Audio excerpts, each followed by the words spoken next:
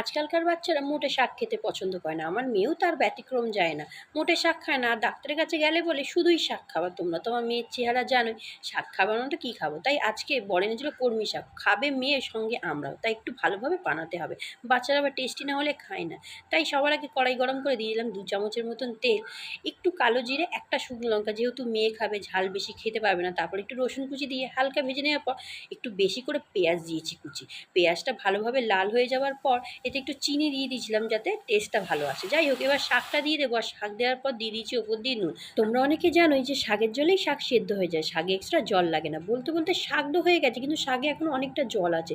এটা পুরোপুরি শুকনো হওয়ার পরই আমি নামাবো। দেখো পুরো শুকনো হয়ে গেছে, এবার এটা নামিয়ে যাবো হচ্ছে মহারানীকে খাওয়াতে, কারণ আমি না খাইয়ে দিলে মহারানী খায় না। আর যেতে যেতে মনে পড়লো, তোমাদের যদি মিনি ব্লগটা ভালো লাগে লাইক কমেন্ট করে যেও, যদি আরেকটু ভালো লাগে চ্যানেলটা সাবস্ক্রাইব করে সাপোর্ট করে দিও।